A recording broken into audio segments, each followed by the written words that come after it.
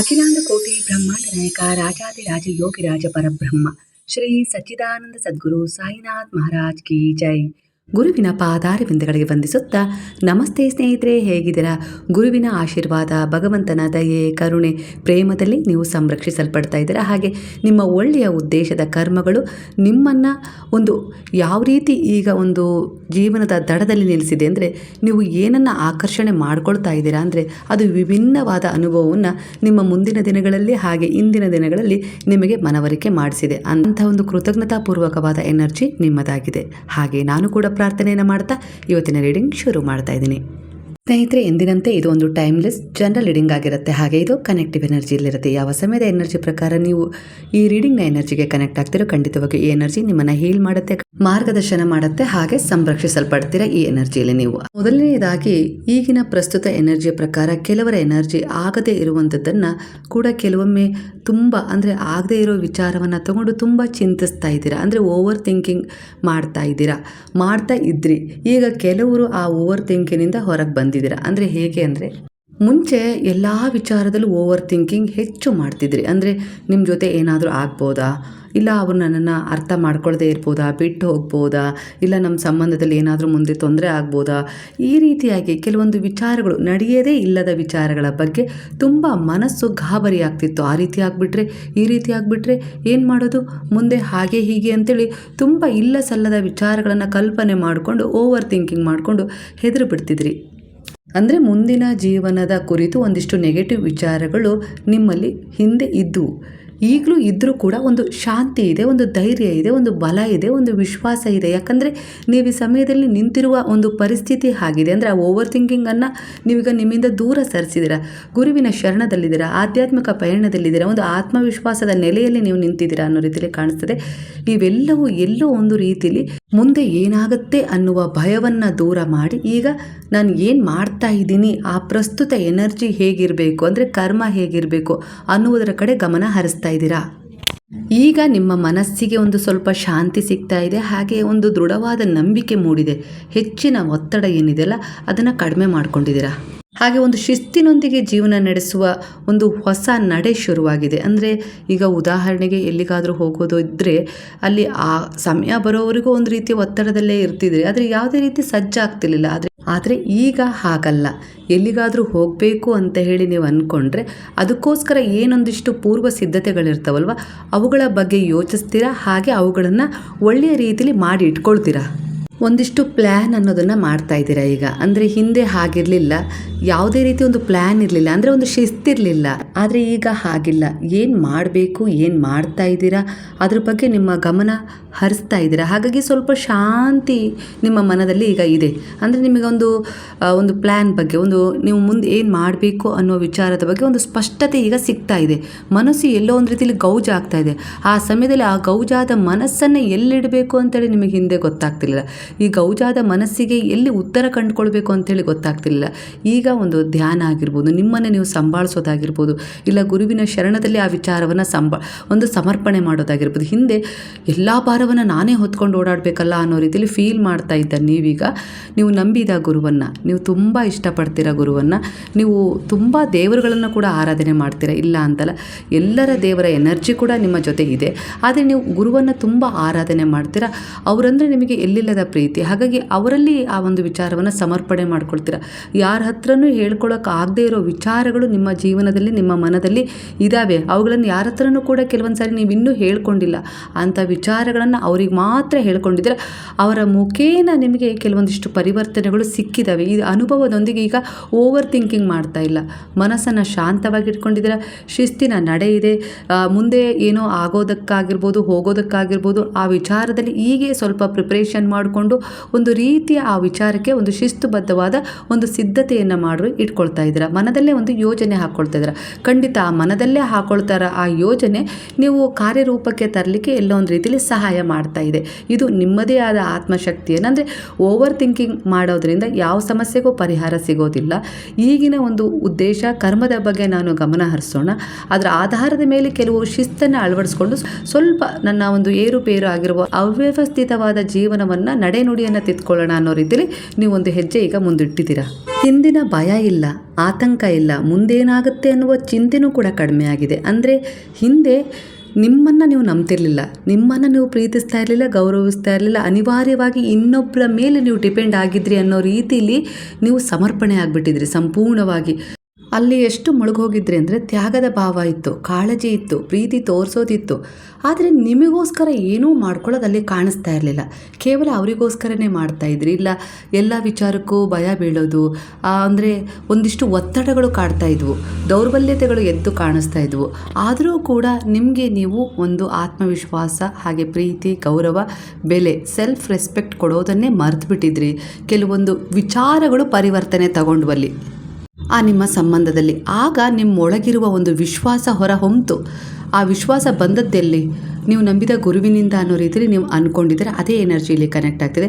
ಒಂದು ದಿನ ಅವರನ್ನು ಸಣ್ಣದಾಗಿ ನೀವು ಮಾಡ್ತಾ ಇರೋದು ತಪ್ಪು ಅನ್ನೋ ರೀತಿಯಲ್ಲಿ ಎದುರಿಸಲಿಕ್ಕೆ ಶುರು ಮಾಡಿದ್ರಿ. ಅದು ಎಲ್ಲೋ ಒಂದು ರೀತಿಯಲ್ಲಿ ನಿಮ್ಮ ಆತ್ಮವಿಶ್ವಾಸನ, ಅಂದರೆ ನಿಮ್ಮೊಳಗಿದ್ದ ಎಲ್ಲ ರೀತಿಯ ಒಂದು ವಿಶ್ವಾಸವನ್ನು ಹೊರಗೆ ಹಾಕ್ತು. ಅವರಿಗೂ ಎದುರಿಗಿರೋರಿಗೂ ನೀವೇನು ಅನ್ನೋ ರೀತಿಯಲ್ಲಿ ಸ್ಟ್ರಾಂಗ್ ಆಗಿದ್ದೀರಾ, ಹಾಗೆ ನೀವು ಹೇಳ್ತಾ ಇರೋದೆಲ್ಲ ಸತ್ಯ ಅನ್ನೋ ರೀತಿಯಲ್ಲಿ ಅವರಿಗೆ ಮನವರಿಕೆ ಆಗಕ್ಕೆ ಶುರು ಮಾಡ್ತು. ಅಂದರೆ ಇಷ್ಟು ದಿನ ಇಲ್ಲದ ಧೈರ್ಯ ಈಗ ಎಲ್ಲಿಂದ ಬಂತು ಅಂತೇಳಿ ಅವರು ಯೋಚಿಸ್ತಾ ಇದ್ದಾರೆ, ಒಳಗೆ ನೀವು ಕೂಡ ಯೋಚಿಸ್ತಾ ಇದ್ದಾರೆ. ಇಷ್ಟು ದಿನ ನಾನು ಅವರಿಗೆ ಏನೋ ಹೇಳಬೇಕು ಅಂತ ಅಂದ್ಕೊಂಡಿದ್ದೆ, ಆದರೆ ಆಗ್ತಾ ಇರಲಿಲ್ಲ. ಭಯ ಅನಿವಾರ್ಯ ಅನ್ನೋ ರೀತಿಯಲ್ಲಿ ಅವರ ಅಂಡರಲ್ಲಿ ನಾನು ಇದ್ದೀನಿ ಅನ್ನೋ ಭಾವ ಇತ್ತು. ಆದರೆ ಈಗ ನಿಮಗೆ ಅನಿಸ್ತಾ ಇದೆ, ಖಂಡಿತ ನಾವಿಬ್ಬರೂ ಕೂಡ ಒಬ್ರಿಗೊಬ್ಬರು ಜೀವನ ಮಾಡಬೇಕು ಅಂದರೆ ಇಲ್ಲಿ ಒಬ್ಬರು ಕೆಳಗಿದ್ದೆ ಒಬ್ಬರು ಮೇಲಿದ್ದೆ ಅನ್ನೋ ರೀತಿಯಲ್ಲಿ ಅನ್ನೋ ಒಂದು ಅಭಿಪ್ರಾಯಗಳಿಗೊಂದಿಗೆ ಜೀವನ ಮಾಡಬೇಕು ಅನ್ನೋದೇನಿಲ್ಲ ಅಲ್ಲ. ಅದು ಒಂದು ಎನರ್ಜಿ ಸರಿಸಮಾನವಾಗೂ ಇರ್ಬೋದಲ್ಲ. ಅಂದರೆ ನಾನೇನು ಹೇಳ್ತೀನಿ ಅವ್ರು ಕೇಳ್ಬೋದು, ಅವರೇನು ಹೇಳ್ತಾರೆ ನಾನು ಕೇಳಬೇಕು. ಎರಡೂ ಸರಿಯಾಗಿದ್ದರೆ ಆ ವಿಚಾರದಲ್ಲಿ ಮುಂದುವರಿಬೇಕು. ನನಗೂ ಸ್ವಲ್ಪ ನನ್ನದೇ ಆದ ಒಂದು ರೆಸ್ಪೆಕ್ಟ್ ಕೊಡಬೇಕಾಗಿತ್ತು ಅವರು ಅನ್ನೋ ರೀತಿಯಲ್ಲಿ ಈಗ ನೀವು ಯೋಚಿಸ್ತಾ ಇದ್ದೀರಾ. ಅದಕ್ಕೆ ತಕ್ಕ ಹಾಗೆ ಸಾಕಷ್ಟು ಬದಲಾವಣೆ. ಅಂತಾರಲ್ಲ, ಒಂದು 8-9 ತಿಂಗಳ ಮಗುವಿಗೆ, ಸಣ್ಣ ಮಗುವಿಗೆ ಪದೇ ಪದೇ ಪದೇ ಪದೇ ನೀವು ಹೊಡಿತಾನೇ ಇದ್ರೆ ಕೆನ್ನೆಗೆ, ಅದು ಒಂದು ಕ್ಷಣ ಒಂದು ಸರಿ ತಡ್ಕೊಳಕ್ಕಾಗದೆ ಕೈ ಎತ್ತುತ್ತೆ, ಗೊತ್ತಾ? ಆ ರೀತಿ ಆಗಿದೆ ನಿಮ್ಮ ಸ್ಥಿತಿ ಈಗ. ಪದೇ ಪದೇ ನೋವು ತಿಂದು ತಿಂದು ಹೇಗಾಗಿದೆ ಅಂದರೆ ನೀವೀಗ ಸ್ವಲ್ಪ ಮಟ್ಟಿಗೆ ತಿರುಗಿಸಿ ಉತ್ತರ ಕೊಡ್ತಾ ಇದ್ದೀರಾ ಕೆಲವು ಸಂಬಂಧಗಳಿಗೆ. ಇದು ನಿಮ್ಮ ಆತ್ಮ ಗೌರವವನ್ನು ಕಾಪಾಡ್ಕೊಳ್ಳೋಕ್ಕೆ. ಅವರಿಗೆ ನೋವು ಕೊಡಬೇಕು ಇಲ್ಲ ಅಹಂಕಾರದ ವರ್ತನೆ ಯಾವುದೂ ಅಲ್ಲ, ಇದರಲ್ಲಿ ಏನೂ ಇಲ್ಲ. ನನ್ನನ್ನು ನಾನು ರಕ್ಷಿಸ್ಕೊಳ್ಬೇಕು, ನನ್ನದೇ ಆದ ಒಂದು ಮೌಲ್ಯವನ್ನು ಎಲ್ಲೋ ಒಂದು ರೀತಿಯಲ್ಲಿ ನಾನೀಗ ಅರ್ಥ ಮಾಡ್ಕೊಂಡಿದ್ದೀನಿ. ಅದಕ್ಕೂ ಒಂದು ಸ್ವಲ್ಪ ಚ್ಯುತಿ ಬರದ ಹಾಗೆ ನಾನು ನೋಡ್ಕೊಳ್ಬೇಕು. ಇಷ್ಟು ದಿನ ಅನಿವಾರ್ಯವಾಗಿ ಬದುಕ್ಬಿಟ್ಟೆ, ಆದರೆ ಈಗ ಸ್ವಲ್ಪ ನನಗೋಸ್ಕರನಾದರೂ ನಾನು ಬದುಕಬೇಕು ಅನ್ನುವ ಒಂದಿಷ್ಟು ಮಹತ್ವಾಕಾಂಕ್ಷೆ ನಿಮ್ಮಲ್ಲಿ ಉಂಟಾಗಿದೆ. ಅಂದರೆ ಆತ್ಮದ ಉದ್ದೇಶ ಕೇವಲ ನೀವು ಹೊಡೆತ ತಿನ್ನೋದು, ಪೆಟ್ಟು ತಿನ್ನೋದು, ಬಯಸ್ಕೊಳ್ಳೋದು, ಒಂದು ಅನಿಸ್ಕೊಳ್ಳೋದು, ನಿಂದಿಸ್ಕೊಳ್ಳೋದು ಇದೇ ಆಗಿರಲಿಲ್ಲ. ಅದನ್ನು ವಿರೋಧಿಸಿ ಸ್ವಲ್ಪ ನಿನ್ನತನವನ್ನು, ನಿನ್ನ ಸ್ವಾಭಿಮಾನವನ್ನು, ನಿನ್ನ ಒಂದು ಸೆಲ್ಫ್ ರೆಸ್ಪೆಕ್ಟನ್ನು ಕಂಡುಕೋ. ಆಗ ದಾರಿ ತಿರುವು ತಗೊಳುತ್ತೆ. ನೀನು ಯಾರನ್ನು ಬದಲಾಯಿಸಬೇಕು ಅಂತ ಹೇಳಿ ಅಂದ್ಕೊಂಡಿದ್ದು ಅದನ್ನು ಬದಲಾಯಿಸೋಕ್ಕೆ ಸಾಧ್ಯ ಆಗುತ್ತೆ. ಇಲ್ಲ ಅಂದರೆ ನೀನು ಅವರು ಮಾಡೋದನ್ನು ಎಲ್ಲ ನೋಡಿಕೊಂಡು, ಹೇಳೋದನ್ನು ಎಲ್ಲ ಕೇಳಿಕೊಂಡು ಅದೇ ಸರಿ ಅನ್ನೋ ರೀತಿಯಲ್ಲಿ ನಿನ್ನ ಎದುರಿಗೆ ಅವ್ರು ತಪ್ಪು ಮಾಡ್ತಾ ಇದ್ದಾರೆ ಅಂತ ಹೇಳಿ ಗೊತ್ತಿದ್ದರೂ ಕೂಡ ನನಗೆ ಕಾಣ್ತಾ ಇರುವ ತಪ್ಪುಗಳನ್ನು ನೀನು ಒಪ್ಕೊಳ್ತಾ ಇದ್ದೀವಿ. ಒಪ್ಕೊಳ್ಳೋದು ಕೂಡ ಒಂದು ಅಪರಾಧ. ಆದರೆ ಈಗ ಹಾಗಲ್ಲ.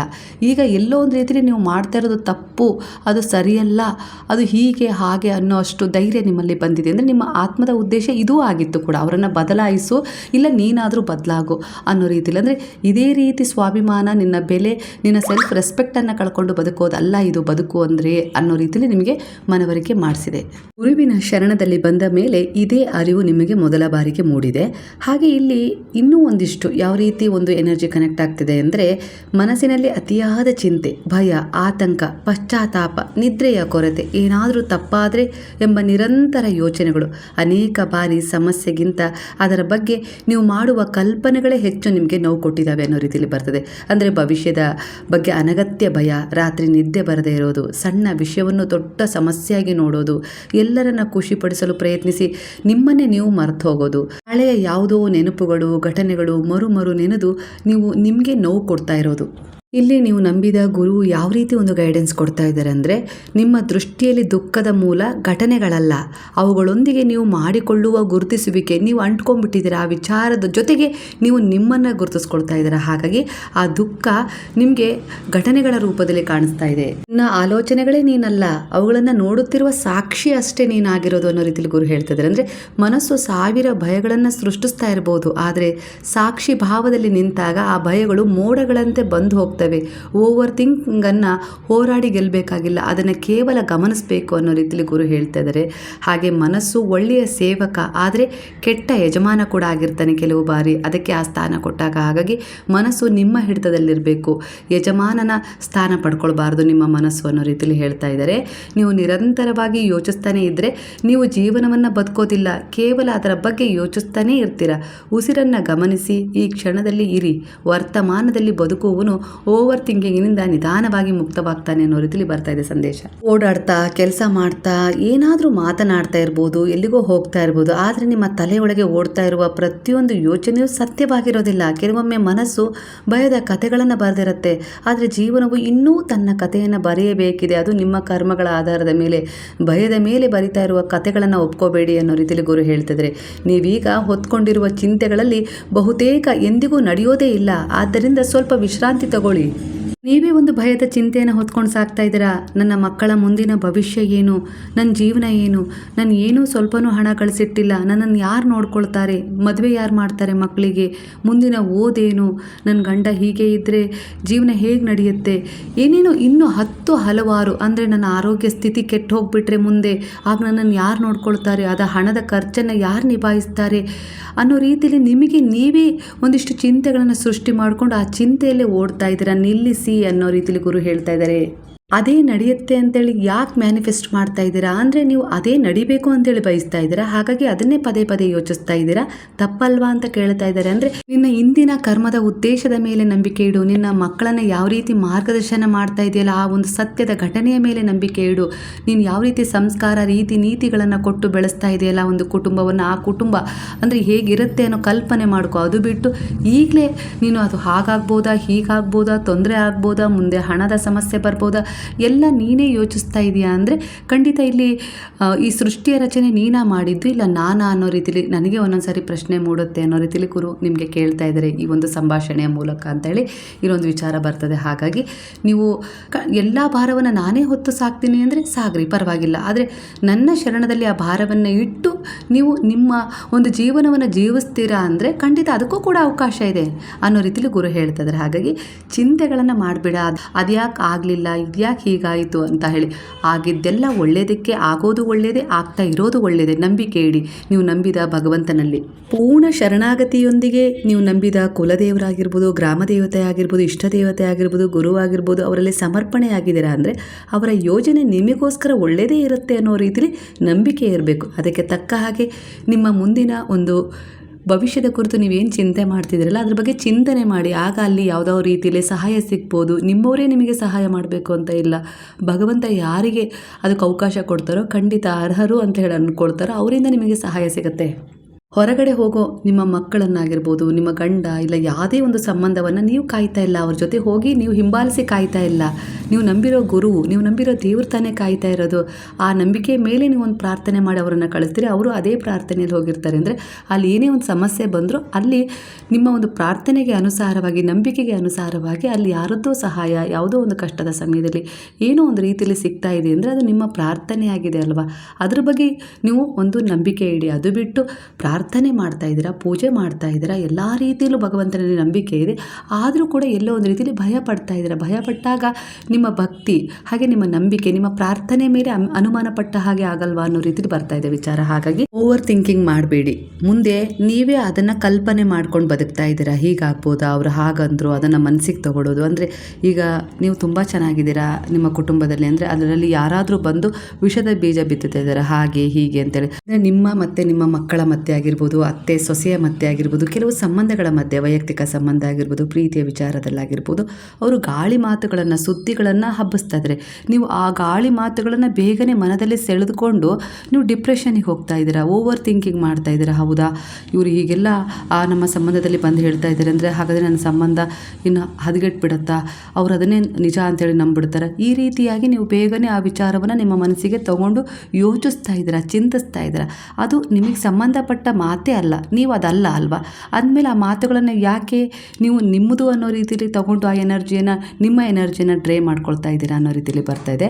ಆ ವಿಚಾರ ನಿಮ್ಮದಲ್ಲ, ನಿಮಗಲ್ಲ, ಅದು ನೀವಲ್ಲ ಅಂದಮೇಲೆ, ಅದು ನಿಮ್ಮದಲ್ಲ ಅಂದಮೇಲೆ ಅದು ನೀವು ತಗೊಳ್ಳಬಾರ್ದು. ಅದು ನೀವು ಅವ್ರು ಹೇಗೆ ಗಾಳಿಯಲ್ಲಿ ಹಬ್ಬಿಸ್ತಾ ಇದ್ದಾರಲ್ಲ ವಿಚಾರ, ನೀವು ಹಾಗೆ ಆ ವಿಚಾರವನ್ನು ಗಾಳಿಗೆ ತೂರಿ ಅದು ಅವರಿಗೆ ಹೋಗಿ ಸೇರಲಿ ಅನ್ನೋ ರೀತಿಯಲ್ಲಿ ನೀವು ಒಂದು ಮ್ಯಾನಿಫೆಸ್ಟ್ ಮಾಡಿ, ನೀವು ಧೈರ್ಯದಿಂದ ಆ ಸಮಯದಲ್ಲಿ ಮನಸ್ಸನ್ನು ಸ್ಥಿರವಾಗಿಟ್ಕೊಂಡು, ಸ್ವಲ್ಪ ಮೌನವಾಗಿಟ್ಕೊಂಡು, ಧ್ಯಾನಕ್ಕೆ ಒಳಗಾಗಿ ಗುರುವಿನಲ್ಲಿ ಶರಣಾಗಿ ಆ ವಿಚಾರಗಳನ್ನು ಭಗವಂತನ ಶರಣದಲ್ಲಿ ಸಮರ್ಪಣೆ ಮಾಡಿ ಆ ಭಾರವನ್ನು ನಂತರ ನೀವು ಸ್ವಲ್ಪ ಹೊತ್ತು ಮೌನವಾಗಿದ್ಬಿಟ್ರೆ ಆ ಎನರ್ಜಿ ಮತ್ತೆ ಪಾಸಿಟಿವ್ ಎನರ್ಜಿಯಾಗಿ ಬದಲಾಗುತ್ತೆ. ಡ್ರೇ ಆಗಲ್ಲ ಆವಾಗ ಅವರ ಮಾತುಗಳಿಗೆ ಸ್ಪಂದಿಸಿ. ಹಾಗಾಗಿ ಈ ರೀತಿ ನೀವು ಓವರ್ ಥಿಂಕಿಂಗ್ ಮಾಡೋದನ್ನು ಬಿಡಬೇಕು. ಬಿಡ್ತಾನೂ ಇದ್ದೀರಾ, ಸಾಕಷ್ಟು ಬದಲಾವಣೆ ಮಾಡ್ಕೊಂಡಿದ್ದೀರಾ ಅನ್ನೋ ರೀತಿಯಲ್ಲಿ ಬರ್ತದೆ.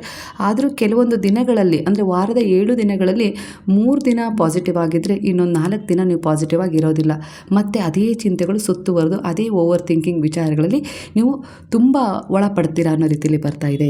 ಒಂದಿಷ್ಟು ಬಹಳ ಪ್ರಸ್ತುತ ಎನರ್ಜಿ ಹೇಗಿದೆ ಅಂದರೆ, ಒಂದು ವಿಷಯಕ್ಕಾಗಿ ಕಾಯ್ತಾ ಇದ್ದೀರಾ. ಕೆಲವರು ಉದ್ಯೋಗಕ್ಕಾಗಿ, ಕೆಲವರು ಮದುವೆಗಾಗಿ, ಇನ್ನೂ ಕೆಲವರು ಸಂತಾನಕ್ಕಾಗಿ, ಇನ್ನೂ ಕೆಲವರು ಹಣಕಾಸಿನ ಸ್ಥಿರತೆಗಾಗಿ, ಕೆಲವರು ಒಬ್ಬ ವ್ಯಕ್ತಿಯ ಮರಳುವಿಕೆಗಾಗಿ, ಕೆಲವರು ಒಬ್ಬರು ದೂರ ಆಗಬೇಕು ಅನ್ನುವ ಒಂದು ಪ್ರಶ್ನೆಯನ್ನು ಇಟ್ಕೊಂಡಿದ್ದೀರಾ. ಯಾಕೆ ಇನ್ನೂ ಆಗಿಲ್ಲ?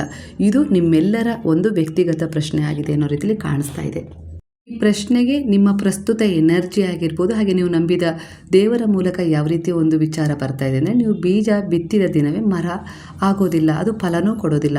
ಪ್ರಕೃತಿಗೂ ತನ್ನದೇ ಆದ ಸ್ವಲ್ಪ ಸಮಯವಿದೆ. ಆ ಸಮಯಕ್ಕೆ ಅನುಗುಣವಾಗಿ ಅದು ನೀವು ಬಿತ್ತಿದ ಬೀಜವನ್ನು ಒಂದು ಫಲದ ರೂಪದಲ್ಲಿ ಫಲ ಕೊಡಲಿಕ್ಕೆ ಒಂದು ಸಿದ್ಧಗೊಳ್ಳುವ ಮರವಾಗಿ ಬೆಳೆಸುವ ಒಂದು ಸಮಯ ತಗೊಳ್ಳುತ್ತೆ. ಹಾಗೆಯೇ ನಿಮ್ಮ ಜೀವನಕ್ಕೂ ತನ್ನದೇ ಆದ ಒಂದಿಷ್ಟು ಸಮಯ ಬೇಕು, ಸಮಯ ಕೂಡ ಇದೆ.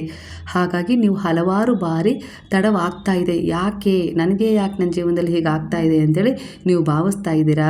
ಆದರೆ ದೈವಿಕ ದೃಷ್ಟಿಯಲ್ಲಿ ಅದು ತಡ ಅಲ್ಲ, ಅದು ಒಂದು ಸಿದ್ಧತೆ. ಪ್ರಾರಬ್ಧ ಕರ್ಮದಲ್ಲಿ ಏನಿತ್ತು ಹಾಗೆ ಅದು ಯಾವ ಒಂದು ಕರ್ಮ ಈಗಿನ ಒಂದು ಪ್ರಸ್ತುತ ಎನರ್ಜಿಯಲ್ಲಿ ಒಳ್ಳೆಯದಾಗೋದನ್ನು ತಡೀತಾ ಇದೆ, ಅದನ್ನು ಸ್ವಲ್ಪ ದೋಷ ರಹಿತವಾಗಿಸಬೇಕು, ತಿದ್ದಬೇಕು, ಸರಿಪಡಿಸ್ಬೇಕು. ಅದಕ್ಕೆ ನಿಮಗೊಂದು ದಾರಿಯನ್ನು ತೆರೆದುಕೊಡಬೇಕು. ಅದರ ಮೂಲಕ ನಿಮಗೆ ಏನು ಸಿಗಬೇಕೋ ಅದು ತಡ ಆಗೋದಿಲ್ಲ, ಅದಕ್ಕೆ ಸಿಗುವ ಸಿದ್ಧತೆಯನ್ನು ನಾನು ಮಾಡ್ತಾ ಇದ್ದೀನಿ ಅನ್ನೋ ರೀತಿಯಲ್ಲಿ ವಿಚಾರ ಬರ್ತದೆ. ಕೇಳಿದ್ದನ್ನು ಪಡೆಯುವ ಮುಂಚೆ ಜೀವನ ನಿಮ್ಮನ್ನು ಅದಕ್ಕೆ ಸಿದ್ಧಗೊಳಿಸ್ಬೇಕಲ್ವಾ, ಬದಲಾಗಿಸ್ಬೇಕಲ್ಲ, ಅದೇ ಕ್ರಿಯೆ ನಡೀತಾ ಇದೆ ಅನ್ನೋ ರೀತಿಯಲ್ಲಿ. ಅಂದರೆ ಗುರು ಡೈರೆಕ್ಟಾಗಿ ಹೇಳ್ತಾ ಇದ್ದಾರೆ, ನೀವು ನನ್ನ ಯೋಜನೆಯಲ್ಲಿ ಇದ್ದೀರಾ, ನನ್ನ ಪಾದಗಳಲ್ಲಿ ಶರಣಾದ ಮರುಕ್ಷಣವೇ ನೀವು ನನ್ನ ಯೋಜನೆಯಲ್ಲಿ ಇರ್ತೀರಾ. ಆ ನಂಬಿಕೆ ಇದ್ದರೆ ಖಂಡಿತ ನಿಮ್ಮ ಜೀವನದಲ್ಲಿ ನೀವು ಏನೆಲ್ಲ ಬಯಸ್ತೀರೋ ಅದರಲ್ಲಿ ಪರಿವರ್ತನೆ ಸಿಗುತ್ತೆ. ಆದರೆ ಸ್ವಲ್ಪ ಸಮಯ ಅಂತೂ ತಗೊಳುತ್ತೆ. ಸ್ವಲ್ಪ ನಿಮ್ಮ ಕಣ್ಣಿನಿಂದ ನೀರು ಹೊರಗೆ ಬರುತ್ತೆ.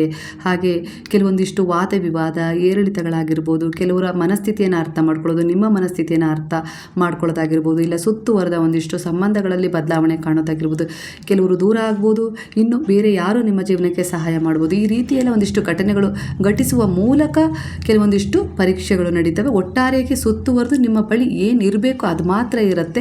ನಿಮ್ಗೆ ಯಾವುದು ಒಳ್ಳೆಯದೋ ಅದು, ನಿಮ್ಗೆ ಯಾವುದು ಕೆಟ್ಟದಾಗಿತ್ತೋ, ಕೆಟ್ಟ ದಾರಿಗೆ ನಿಮ್ಮನ್ನು ಕೊಂಡೊಯ್ಯುವ ಪ್ರಯತ್ನ ನಡೆಸ್ತಾ ಇತ್ತೋ ಅದಂತೂ ಖಂಡಿತ ದೂರ ಆಗ್ತಾ ಇದೆ ಅನ್ನೋ ರೀತಿಯಲ್ಲಿ ಕಾಣಿಸ್ತಾ ಇದೆ. ಹಾಗಾಗಿ ಇಲ್ಲಿ ಗುರು ಹೇಳ್ತಾ ಇದ್ದಾರೆ, ನಿಮ್ಮ ಕನಸು ಜೀವಂತವಾಗಿದೆ ನನ್ನ ಯೋಜನೆಗಳಲ್ಲಿ. ನಾನು ಯಾರು ಕೈ ಬಿಟ್ಟರು ನಾನು ನಿಮ್ಮನ್ನು ಕೈ ಬಿಡೋದಿಲ್ಲ. ನಿಮ್ಮ ಕಥೆಯನ್ನು ನಾನಿನ್ನೂ ಕೈ ಬಿಟ್ಟಿಲ್ಲ. ಆ ಕಥೆಯನ್ನು ಸ್ವಲ್ಪ ಭಿನ್ನವಾಗಿ ತಿದ್ದುಪಡಿ ಮಾಡಿ ನಾನು ಅದನ್ನು ಭಿನ್ನ ರೂಪದಲ್ಲಿ ತಗೊಂಡು ಹೋಗ್ತಾ ಇದ್ದೀನಿ ಅನ್ನೋ ರೀತಿಯಲ್ಲಿ ಹೇಳ್ತಾ ಇದ್ದಾರೆ. ನನ್ನಿಂದ ಆಗಲ್ಲಪ್ಪ ಅಂದರೆ ನೀವೀಗ ಬಾಬಾರವರನ್ನು ನಂಬಿದ್ದೀರಾ, ಇಲ್ಲ ಯಾವುದೋ ದೇವರನ್ನು ನಂಬಿದ್ದೀರಾ, ಆಗ ಅಲ್ಲಿ ಹೋಗಿ ಹೋಗಿ ಸುಸ್ತಾಗಿದ್ದೀರಾ, ಪ್ರಾರ್ಥಿಸಿ ಸುಸ್ತಾಗಿದ್ದೀರಾ, ಯಾವುದೇ ರೀತಿ ನಿಮಗೆ ಒಳ್ಳೆಯದಾಗಿಲ್ಲ. ಹಾಗಂತ ನೀವು ಬೇರೆ ಕಡೆ ಹೋಗ್ಬೋದು, ತಿರುವು ತಗೊಳ್ಬೋದು. ದೇವರು ಎಲ್ಲ ಒಂದೇ ಇಲ್ಲ ಅಂತಲ್ಲ, ಆದರೆ ನೀವು ತಿರುವು ತಗೊಳ್ಬೋದು. ಆದರೆ ಗುರು ಹೇಳ್ತಿದ್ರೆ, ನೀವು ನನ್ನ ಕೈ ಬಿಟ್ಟು ಬೇರೆಡೆಗೆ ಹೋದರೂ ನಾನು ನಿಮ್ಮನ್ನು ಹಿಂಬಾಲಿಸ್ತೀನಿ. ನಾನು ನಿಮ್ಮ ಕೈ ಹಿಡಿದಿದ್ದನ್ನು, ನಾನು ಹಿಡಿದ ಕೈಗಳನ್ನು ನಾನು ಎಂದಿಗೂ ಬಿಡೋದಿಲ್ಲ. ನೀನು ಸೋಲು ಒಪ್ಕೊಳ್ಬೋದು, ಆದರೆ ನಾನು ಸೋಲು ಒಪ್ಕೊಳ್ಳೋದಿಲ್ಲ. ನನ್ನ ಶಿಷ್ಯನಿಗೆ, ನನ್ನ ಭಕ್ತನಿಗೆ ನ್ಯಾಯ ಕೊಡಿಸುವ ನಾನು ನ್ಯಾಯ ಕೊಡಿಸ್ತೀನಿ ಅನ್ನೋ ರೀತಿಯಲ್ಲಿ ಗುರು ಹೇಳ್ತಿದ್ದಾರೆ. ಅಂದರೆ ಕೆಲವೊಂದು ಸಾರಿ ಇಲ್ಲಿ ನನಗೇನು ಪರಿಹಾರ ಸಿಗಲಿಲ್ಲ, ನಾನು ಇನ್ನೊಂದು ಕಡೆ ಹೋಗೋಣ, ಇಲ್ಲ ಯಾರೋ ಏನು ಹೇಳಿದ್ರು ಅದನ್ನು ಮಾಡೋಣ, ಇದನ್ನು ಮಾಡೋಣ ಅಂತೇಳಿ ನಿಮ್ಮ ಮನಸ್ಸು ಚಿಂತಿಸ್ಬೋದು, ಚಂಚಲತೆಗೆ ಜಾರಿ ಆ ಕಡೆ ಒಂದಿಷ್ಟು ದಿಕ್ಕುಗೆಟ್ಟು ಪ್ರಯಾಣ ನಡೆಸ್ತಾ ಇರ್ಬೋದು. ಆದರೆ ಗುರು ಹೇಳ್ತಿದ್ರೆ, ನಾನು ಮಾತ್ರ ನೀನು ದಿಕ್ಕೆಟ್ಟು ಪ್ರಯಾಣವನ್ನು ಮಾಡ್ತಾ ಇರ್ಬೋದು ನನ್ನ ಮೇಲೆ ಅಪನಂಬಿಕೆ ಪಟ್ಟು, ಆದರೆ ನಾನು ನಿನ್ನ ಕೈನ ಬಿಡೋದಿಲ್ಲ. ಒಮ್ಮೆ ನನ್ನ ಭಕ್ತ ನನ್ನ ಮೇಲೆ ನಂಬಿಕೆ ಇಟ್ಟು ಶರಣಾದ ಅಂದರೆ, ಸಮರ್ಪಣೆ ಆದ ಅಂದರೆ ಅವನ ಸಂಪೂರ್ಣ ಜವಾಬ್ದಾರಿ ನನ್ನ ಮೇಲಿರುತ್ತೆ. ಆ ಭಾರದ ಯೋಜನೆ ನಾನು ಹೊತ್ತಿರ್ತೀನಿ. ಅವನ ಜೀವನವನ್ನು ಮರಳಿ ಒಂದು ಒಳ್ಳೆಯ ರೀತಿಯಲ್ಲಿ ಸಿದ್ಧ ಮಾಡಿಕೊಡುವ ಒಂದು ಭಾರವನ್ನು ನಾನು ಬರೆಸಿರ್ತೀನಿ ಅಂದರೆ ಅದರ ಸಿದ್ಧತೆ ನಡೆಸ್ತಾ ಇರ್ತೀನಿ. ಹಾಗಾಗಿ ನೀನು ಕೈ ಬಿಟ್ಟು ಹೋದರೂ ನಾನು ಕೈ ಬಿಡೋದಿಲ್ಲ.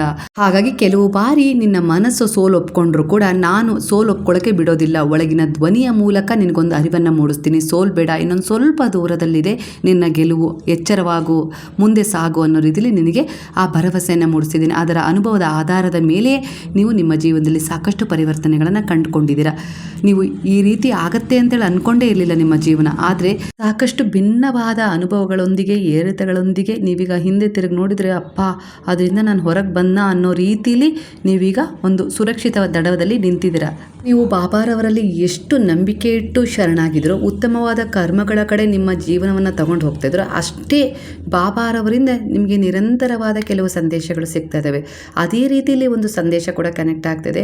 ಮಗಳೇ, ಮಗನೇ, ನಿನ್ನ ಪ್ರಾರ್ಥನೆ ನನ್ನ ಕಿವಿಗೆ ತಲುಪಿಲ್ಲ ಅಂತ ಹೇಳಿ ಯೋಚಿಸಬೇಡ. ನೀನು ಮರೆತ ಕ್ಷಣಗಳಲ್ಲೂ ನಾನು ನಿನ್ನ ಜೊತೆಗಿದ್ದೇನೆ. ಕೆಲವೊಮ್ಮೆ ನಾನು ಕೊಡಲು ತಡ ಮಾಡುವುದಿಲ್ಲ, ಸರಿಯಾದ ಸಮಯಕ್ಕೆ ಕೊಡಲು ಕಾಯ್ತಾ ಇರ್ತೀನಿ. ಯಾಕಂದರೆ ನಿನಗೆ ಬೇಕಾದದ್ದು ಮಾತ್ರವಲ್ಲ, ನಿನಗೆ ಉತ್ತಮವಾದದ್ದನ್ನೇ ಕೊಡಬೇಕು ಅಂಥೇಳಿ ನಾನು ಬಯಸ್ತಾ ಇರ್ತೀನಿ ಅನ್ನೋ ರೀತಿಯಲ್ಲಿ ಬರ್ತದೆ. ಇಂದಿನ ಜನರ ಮನಸ್ಥಿತಿಯಲ್ಲಿ ಒಂದು ದೊಡ್ಡ ಸಮಸ್ಯೆ ಇದೆ.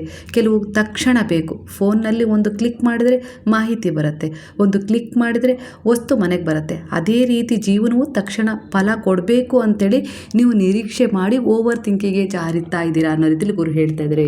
ಆದರೆ ಸ್ನೇಹಿತರೆ, ಜೀವನ ಅಮೆಜಾನ್ ಡೆಲಿವರಿ ಅಲ್ಲ. ಜೀವನ ಒಂದು ಯಾತ್ರೆ, ನಿಮ್ಮದೇ ಆದ ಕರ್ಮಗಳ ಯಾತ್ರೆ. ಕೆಲವೊಮ್ಮೆ ನನ್ನಿಂದ ದೂರ ಆಯಿತು, ನಾನು ಕಳ್ಕೊಂಡ್ಬಿಟ್ಟೆ ಅಂತ ಹೇಳಿ ಅಳ್ತಾ ಇರ್ತೀರಲ್ಲ, ಅದೇ ವಿಷಯ ನಂತರ ನೋಡಿದಾಗ ನಿಮ್ಮ ರಕ್ಷಣೆ ಆಗಿರುತ್ತೆ, ನಿಮ್ಮ ರಕ್ಷಣೆಗಾಗಿರುತ್ತೆ. ಕೆಲವೊಮ್ಮೆ ಸಿಗಲಿಲ್ಲ ಅಂತ ಹೇಳಿ ಬೇಸರಪಟ್ಟ ಅವಕಾಶವೇ ನಂತರ ನೋಡಿದಾಗ ನಿಮ್ಮ ಬೆಳವಣಿಗೆಗೆ ಕಾರಣವಾಗಿರುತ್ತೆ. ಅಲ್ಲಿ ಏನೋ ಒಂದು ದೊಡ್ಡ ಅನಾಹುತ ಆಗಿದ್ದು ನಿಮ್ಮ ಕಣ್ಣೆದುರಿಗೆ ಕಾಣುತ್ತೆ. ಅಪ್ಪ ಅದರಿಂದ ಸುರಕ್ಷಿತನಾಗ್ಬಿಟ್ನಲ್ಲ, ಭಗವಂತ ನನ್ನನ್ನು ಉಳಿಸ್ಬಿಟ್ನಲ್ಲ ಅನ್ನೋ ರೀತಿಯಲ್ಲಿ ನೀವು ಕೃತಜ್ಞತೆಯನ್ನು ಸಲ್ಲಿಸ್ತೀರಾ. ಆದರೆ ಮೊದಲಿಗೆ ಅದು ನನಗೆ ಯಾಕೆ ಸಿಗಲಿಲ್ಲ ಅನ್ನೋ ರೀತಿಯಲ್ಲಿ ಪ್ರಶ್ನೆ ಮಾಡ್ತಾ ಇರ್ತೀರಾ ಅಳ್ತಾ ಅಳ್ತಾ. ಹಾಗಾಗಿ ಮರೀಚಿಕೆಯ ಹಿಂದೆ ಓಡಬೇಡಿ. ಕೆಲವೊಂದು ವಿಚಾರಗಳಲ್ಲಿ ಒತ್ತಾಯ ಪಡಿಸ್ಬೇಡಿ, ಭಯನೂ ಪಡಬೇಡಿ. ಕೆಲವೊಂದು ವಿಚಾರಗಳನ್ನು ನೋಡಿ ಹಾಗಾಗ್ಬೋದಾ ಹೀಗಾಗ್ಬೋದಾ ಅಂತೇಳಿ ಓವರ್ ಥಿಂಕಿಂಗಲ್ಲಿ ಯೋಚನೆ ಮಾಡಿ. ನಿಮ್ಮ ಪಾಲಿನದ್ದು ನಿಮ್ಮನ್ನು ಹುಡುಕಿಕೊಂಡು ಬಂದೇ ಬರುತ್ತೆ. ಅದರ ಯೋಚನೆ ನಾನು ಮಾಡ್ತಾಯಿದ್ದೀನಿ. ಯಾರೂ ಅದನ್ನು ಕಸಿದುಕೊಳ್ಳಲು ಸಾಧ್ಯವಿಲ್ಲ. ನಾನು ನಿಂತಿದ್ದೀನಿ ಅಂದರೆ ನಿಮ್ಮ ಮತ್ತು ಅದರ ಮಧ್ಯ ಅನ್ನೋ ರೀತಿಯಲ್ಲಿ ಹೇಳ್ತಿದ್ದಾರೆ. ಹಾಗೆ ದೈವಿಕ ಸಮಯದಲ್ಲಿ ದೈವಿಕ ರೀತಿಯಲ್ಲಿ ನಿಮ್ಮ ಜೀವನದಲ್ಲಿ ಸರಿಯಾದ ಬಾಗಿಲು ತೆರೆಯುತ್ತೆ. ಅಲ್ಲಿವರೆಗೂ ನಿಮ್ಮದೇ ಆದ ಒಂದು ಕರ್ಮದ ಫಲವನ್ನು ನೀವು ಅನುಭವಿಸ್ತಾ ಇರಬೇಕು. ಯಾಕಂದರೆ ಅನುಭವಿಸ್ಬೇಕಾದ್ರೂ ಕೂಡ ನನ್ನ ಸಹಾಯ ಸಿಗುತ್ತೆ. ಯಾಕಂದರೆ ಅದನ್ನು ನಿನ್ನೊಬ್ಬನಿಂದ ಅನುಭವಿಸ್ಲಿಕ್ಕೆ ಸಾಧ್ಯ ಇಲ್ಲ. ಇದೇ ಒಂದು ಜೀವನದಲ್ಲಿ ಮತ್ತೆ ಸೋಲು ಒಪ್ಕೊಂಡ್ಬಿಡ್ತೀಯಾ, ಹಿಂದೆ ಸರಿದು ಬಿಡ್ತೀಯಾ. ಆದರೆ ನನ್ನ ಶರಣದಲ್ಲಿರೋದ್ರಿಂದ ನಿಮಗೆ ಇಲ್ಲೇ ಆ ಒಂದು ಕರ್ಮವನ್ನು ಕಳ್ಕೊಳ್ಳೋಕ್ಕೆ ನಾನು ದಾರಿ ತೆರೆದುಕೊಡ್ತೀನಿ. ನಾನು ನಿಂತು ಜೊತೆಯಾಗಿ ಸಹಾಯ ಮಾಡ್ತೀನಿ. ನೀನು ಆ ಕರ್ಮದ ಭಾರವನ್ನು, ನಿನ್ನಿಂದ ಕೆಲವು ಬಾರಿ ನಿನ್ನದೇ ಆದ ಕರ್ಮದ ಭಾರವನ್ನು ಹೊತ್ಕೊಳ್ಳೋಕೆ ಸಾಧ್ಯ ಆಗಿಲ್ಲ ಅಂದರೆ ನಿನ್ನ ಹೆಗಲಿಗೆ ಶಕ್ತಿಯಾಗಿ ನಾನು ಇರ್ತೀನಿ ಅನ್ನೋ ರೀತಿಯಲ್ಲಿ ಹೇಳ್ತಾ ಇದ್ದಾರೆ. ಒಟ್ಟಾರೆಯಾಗಿ ನಿನ್ನ ಪ್ರಾರಬ್ಧ ಕರ್ಮದಲ್ಲಿ ಏನು ಕೆಟ್ಟದು ಅಂತ ಇತ್ತೋ ಅದನ್ನು ಕಳ್ಕೊಳ್ಳೋಕ್ಕೆ ನಾನಿಲ್ಲಿ ಪರಿಪೂರ್ಣವಾಗಿ ನಿನಗೆ ಸಹಾಯ ಮಾಡ್ತೀನಿ. ಖಂಡಿತ ನೀನು ಅದನ್ನು ಕಳ್ಕೊಳ್ತೀಯ. ಕೆಲವು ದುಃಖ ಸಮಸ್ಯೆಗಳು ಏರಿಳಿತವಾಗಿ ಅಂದರೆ ತುಂಬ ಅತಿರೇಕಕ್ಕೆ ಹೋಗೋದು ಆಗ್ತಾ ಇದೆ ಅಂದರೆ ಖಂಡಿತ ಅವು ಕಳೆಯುವ ಸಮಯ ಬಂದಿದೆ. ನೀನು ಹೆದರೋದು ಬೇಡ. ಪರಿಸ್ಥಿತಿಗಳು ತುಂಬಾ ಅತಿರೇಕಕ್ಕೆ ಹೋದಾಗಲೇ ತಾನೇ ಅದರ ಒಂದು ಪರಿಹಾರವನ್ನು ನೀನು ಕಂಡುಕೊಳ್ತೀಯ, ಹುಡುಕ್ತೀಯ. ಅದೇ ನಡೀತಾ ಇದೆ. ಆದರೆ ನೀನು ಯೋಚಿಸ್ತಾ ಇದೆಯಾ, ನಾನು ಪೂಜಿಸ್ತಾ ಇದ್ದೀನಿ, ಭಗವಂತನಲ್ಲಿ ನಂಬಿಕೆ ಇಟ್ಟಿದ್ದೀನಿ, ನಾನು ಮಾಡದ ಒಂದು ಪೂಜೆ ವ್ರತಗಳಿಲ್ಲ, ಆದರೂ ಕೂಡ ನನಗೆ ಯಾಕೆ ಇಷ್ಟು ಸಮಸ್ಯೆಗಳು ಎದುರಾಗ್ತಾ ಇದ್ದಾವೆ. ಖಂಡಿತ ಅವು ಬೇಗನೆ ನಿನ್ನ ಬಳಿ ಬರ್ತಾ ಇದ್ದಾವೆ. ಅದಕ್ಕೆ ಕಾರಣ ನಾನೇ. ಯಾಕಂದರೆ ಅವು ಬೇಗ ಕಳೀಲಿ. ನೀನು ಪ್ರಾರಬ್ಧ ಕರ್ಮದಲ್ಲಿ ನೀನು ಏನು ನಿನ್ನ ಭಾಗ್ಯದಲ್ಲಿ ಒಂದು ಒಳ್ಳೆಯ ಭಾಗ್ಯವನ್ನು ಡಿಸರ್ವ್ ಮಾಡ್ಕೊಂಡಿದ್ದು ಅದನ್ನು ಇದೇ ಜನ್ಮದಲ್ಲಿ ಪಡ್ಕೊಳ್ಳಿ, ಸಂತೋಷವಾಗಿರಲಿ ನಿನ್ನ ಜೀವನ ಅಂತೇಳಿ ನಾನು ಬಯಸ್ತಾ ಇದ್ದೀನಿ. ಹಾಗಾಗಿ ಸಮಸ್ಯೆಗಳನ್ನು ಅತಿರೇಕಕ್ಕೆ ಹೋಗಿಸುವ ಮೂಲಕ ಅದನ್ನು ಎದುರಿಸುವ ಸಾಮರ್ಥ್ಯತೆಯನ್ನು ನಿನಗೆ ತುಂಬಿಸಿ ನಾನು ಅದಕ್ಕೆ ಸಹಾಯ ಮಾಡಿ ಒಟ್ಟಾರೆಯಾಗಿ ಆ ಸಮಸ್ಯೆಗೆ ಪರಿಹಾರ ನೀನು ಕಾಣಬೇಕು ಅನ್ನೋ ರೀತಿಯಲ್ಲಿ ನಿನಗೆ ಸಹಾಯ ಮಾಡ್ತಿದ್ದೀನಿ. ಧೈರ್ಯವಾಗಿರು ಅನ್ನೋ ರೀತಿಯಲ್ಲಿ ಗುರು ಹೇಳ್ತಾ ಇದ್ದಾರೆ. ನೇರದಾಗಿ ಬಾಬಾ ಒಂದು ಭರವಸೆಯ ಸಂದೇಶವನ್ನು ನಿಮ್ಮ ಎನರ್ಜಿಗೆ ಕನೆಕ್ಟ್ ಮಾಡಿ ಕೊಡ್ತಾ ಇದ್ದಾರೆ. ನನ್ನ ಮಕ್ಕಳೇ, ನಿಮ್ಮ ಹೃದಯದಲ್ಲಿ ಎಷ್ಟೋ ದಿನಗಳಿಂದ ಹೊತ್ತುಕೊಂಡಿರುವ ಕೋಪ, ಪಶ್ಚಾತ್ತಾಪದ ಭಾವನೆ, ನಿಮ್ಮಿಂದಾದ ಕೆಲವು ತಪ್ಪುಗಳ ಭಯವನ್ನು, ನೋವು, ಅಸೂಯೆ, ಬೇಸರ ಮತ್ತು ಕೆಲವು ಚಿಂತೆಗಳಿಗೆ ಕಾರಣವಾದ ವಿಚಾರಗಳನ್ನು ನನ್ನ ಧ್ವನಿಗೆ ಅರ್ಪಿಸಿ ನಿಮ್ಮ ಶತ್ರುಗಳು ಕೂಡ ನಿಮಗೆ ಅನೇಕ ರೀತಿಯ ಸಮಸ್ಯೆಗಳನ್ನು ಉಂಟು ಮಾಡುತ್ತಿದ್ದಾರೆ. ಅವರನ್ನೂ ಕೂಡ ನೀವು ನನ್ನ ಒಂದು ಧ್ವನಿಗೆ ಅರ್ಪಣೆ ಮಾಡಿ, ಅದು ಬಿಟ್ಟು ನೀವೇ ಆ ಒಂದು ವಿಚಾರಗಳನ್ನು ಮನದಲ್ಲಿ ಹೊತ್ತುಕೊಂಡು ಸಾಕ್ತಾ ಇರೋದ್ರಿಂದ ನೀವೇ ಸುಡ್ತಾ ಇದ್ದೀರಾ. ಅದನ್ನು ಬಿಟ್ಟರೆ ನೀವು ಹಗುರವಾಗ್ತೀರಾ. ನಾನು ಅದನ್ನು ಕೇಳ್ತಾ ಇದ್ದೀನಿ, ನನಗೆ ಕೊಟ್ಬಿಡಿ ಅನ್ನೋ ರೀತಿಯಲ್ಲಿ ಗುರು ಹೇಳ್ತಾ ಇದ್ದಾರೆ. ನಿಮಗೆ ನೋವು ಕೊಟ್ಟವರನ್ನು ನೆನೆದು ಕಣ್ಣೀರು ಹಾಕೋದೇನು ಬೇಡ. ನಿಮ್ಮನ್ನು ಅರ್ಥ ಮಾಡಿಕೊಳ್ಳದವರಿಗಾಗಿ ನಿಮ್ಮ ಶಾಂತಿಯನ್ನು ಕಳೆದುಕೊಳ್ಳೋದೇನು ಬೇಡ. ನಿಮ್ಮ ಮನಸ್ಸಿನಲ್ಲಿ ಜಮೆಯಾಗಿರುವ ನಕಾರಾತ್ಮಕ ಭಾವನೆಗಳೆಲ್ಲವನ್ನು ನನ್ನ ಪವಿತ್ರ ಧ್ವನಿಗೆ, ಅಗ್ನಿಗೆ ಸಮರ್ಪಿಸಿ ಅನ್ನೋ ರೀತಿಯಲ್ಲಿ ಗುರು ಕೇಳಿಕೊಳ್ತಾ ಇದ್ದಾರೆ ನಿಮ್ಮ ಹತ್ರ. ನನ್ನ ಧ್ವನಿಯಲ್ಲಿ ಉರಿಯುತ್ತಿರುವ ಅಗ್ನಿಯ ಕೆಲಸ ಸುಡುವುದು ಮಾತ್ರವಲ್ಲ, ಶುದ್ಧೀಕರಿಸುವುದು ಹೌದು. ಚಿನ್ನವು ಬೆಂಕಿಯಲ್ಲಿ ಶುದ್ಧವಾಗುವಂತೆ ನಿನ್ನ ಆತ್ಮವೂ ಕೂಡ ಈ ಪರೀಕ್ಷೆಗಳ ಮೂಲಕ ಇನ್ನಷ್ಟು ಪ್ರಕಾಶಮಾನಗೊಳ್ಳುತ್ತಿದೆ. ಅದಕ್ಕೆ ನಾನು ಸಹಾಯ ಮಾಡ್ತಾ ಇದ್ದೀನಿ ಕಂದ ಅನ್ನೋ ರೀತಿಯಲ್ಲಿ ಮೆಸೇಜ್ ಕೊಡ್ತಾ ಇದ್ದಾರೆ. ನೀವು ಬಿಡಲು ಸಿದ್ಧರಾದಾಗ ನಾನು ತುಂಬಲು ಸಿದ್ಧನಾಗುತ್ತೇನೆ. ನೀವು ಭಯವನ್ನು ಬಿಟ್ಟಾಗ ನಾನು ಧೈರ್ಯವನ್ನು ಕೊಡುತ್ತೇನೆ. ನೀವು ಕೋಪವನ್ನು ಬಿಟ್ಟಾಗ ನಾನು ಶಾಂತಿಯನ್ನು ಕೊಡುತ್ತೇನೆ. ನೀವು ಅಸೂಯೆಯನ್ನು ಬಿಟ್ಟಾಗ ನಾನು ಸಂತೋಷವನ್ನು ಕೊಡುತ್ತೇನೆ. ನೀವು ಚಿಂತೆಯನ್ನು ಬಿಟ್ಟಾಗ ನಾನು ನೆಮ್ಮದಿಯನ್ನು ಕೊಡುತ್ತೇನೆ. ಆದ್ದರಿಂದ ಇಂದು ಒಂದು ಕ್ಷಣ ಕಣ್ಣು ಮುಚ್ಚಿ ನಿಮ್ಮ ಎಲ್ಲ ಭಾರವನ್ನು ನನ್ನ ಪಾದಗಳ ಬಳಿ ಇಡಿ. ಎಲ್ಲವನ್ನ ಒಬ್ಬರೇ ಹೊತ್ತುಕೊಳ್ಳಬೇಕಾಗಿಲ್ಲ. ನಾನು ನಿಮ್ಮ ಜೊತೆ ಇದ್ದೇನೆ. ನೆನಪಿರಲಿ, ನಿಮ್ಮ ಹೃದಯದಲ್ಲಿ ಪ್ರೀತಿಗೆ ಜಾಗ ಖಾಲಿ ಮಾಡಿದಾಗಲೇ ನನ್ನ ಆಶೀರ್ವಾದಗಳು ಸಂಪೂರ್ಣವಾಗಿ ಹರಿಯಲು ಆರಂಭಿಸುತ್ತವೆ. ಬಿಡಿ, ಸಮರ್ಪಿಸು, ಮತ್ತೆ ನಂಬಿಕೆಯಿಂದ ಮುಂದೆ ನಡೆಯುವುದನ್ನು ಕಲಿ ಅನ್ನೋ ರೀತಿಯಲ್ಲಿ ಗುರು ಹೇಳ್ತಾ ಇದ್ದಾರೆ. ಮಗು, ನನ್ನ ಪಾದಗಳಲ್ಲಿ ನಿನ್ನ ಒಂದು ವಿಶ್ವಾಸದ ಸಮರ್ಪಣೆಯಾಗಿದೆ ಎಂದರೆ ಕೊನೆಯ ನನ್ನ ಆಶ್ವಾಸನೆಯನ್ನು ಕೇಳು. ನನ್ನ ಧ್ವನಿಯಲ್ಲಿ ನೀನು ಸಮರ್ಪಿಸುವ ಪ್ರತಿಯೊಂದು ಭಯವು, ಪ್ರತಿಯೊಂದು ಚಿಂತೆಯು, ಪ್ರತಿಯೊಂದು ಶತ್ರುಗಳ ವಿಚಾರವು ಯಾವುದೇ ಆಗಿರಲಿ ಕಂದ, ನಿನ್ನದೇ ಆದ ತಪ್ಪಿನ ವಿಚಾರವೂ ಆಗಿರಲಿ, ಅದು ಬೂದಿಯಾಗುತ್ತದೆ. ಆದರೆ ನಿನ್ನ ಭರವಸೆ ಮಾತ್ರ ಇನ್ನಷ್ಟು ಪ್ರಕಾಶಮಾನವಾಗಿ ನಾನು ಇನ್ನಷ್ಟು ಪ್ರಕಾಶಮಾನವಾಗಿ ಬೆಳಗುತ್ತದೆ. ಸರಿಯಾದ ನಿರ್ಧಾರಗಳನ್ನು ಸರಿಯಾದ ಸಮಯದಲ್ಲಿ ತೆಗೆದುಕೊಳ್ಳುವ ಆತ್ಮವಿಶ್ವಾಸ ಬರುತ್ತದೆ ಕಂದ. ನಾನು ನಿನ್ನ ಕೈ ಬಿಡುವುದಿಲ್ಲ. ನಿನ್ನ ಮನಸ್ಸನ್ನು ನನಗೆ ಕೊಡು. ನಿನ್ನ ಜೀವನದ ದಾರಿಯನ್ನು ನಾನು ಬೆಳಗಿಸುತ್ತೇನೆ ಅನ್ನೋ ರೀತಿ ಕೊನೆಯದಾಗಿ ಒಂದು ಆಶ್ವಾಸನೆಯನ್ನು ಕೊಡುವ ಮೂಲಕ ಈ ರೀಡಿಂಗ್ನ ಎನರ್ಜಿ ಇವತ್ತಿಗೆ ಕೊನೆಗೊಳ್ತಾ ಇದೆ. ಈ ಒಂದು ಎನರ್ಜಿ ನಿಮ್ಮನ್ನು ಹೀಲ್ ಮಾಡಿದೆ, ನಿಮ್ಮ ಒಂದು ಈಗಿನ ಮನಸ್ಥಿತಿಗೆ ರೆಸೊನೇಟ್ ಆಗಿದೆ ಎಂದು ಕೃತಜ್ಞತಾ ಪೂರ್ವಕವಾಗಿ ಸಾಯಿರಾಮ್ ಅಂತೇಳಿ ಕಮೆಂಟ್ ಮಾಡೋದನ್ನು ಮರಿಬೇಡಿ. ಹಾಗಾದರೆ ಎಲ್ಲರೂ ಸೇರಿ ಹೇಳೋಣವಾ? ಹರೇ ರಾಮ ರಾಮ ರಾಮ ಹರೇ ಹರೇ, ಹರೇ ಕೃಷ್ಣ ಕೃಷ್ಣ ಕೃಷ್ಣ ಹರೇ ಹರೇ, ಹರೇ ಸಾಯಿ ಸಾಯಿ ಸಾಯಿ ಹರೇ ಹರೇ, ಹರೇ ಬಾಬಾ ಬಾಬಾ ಬಾಬಾ ಹರೇ ಹರೇ, ಹರೇ ದತ್ತ ದತ್ತ ದತ್ತ ಹರೇ ಹರೇ.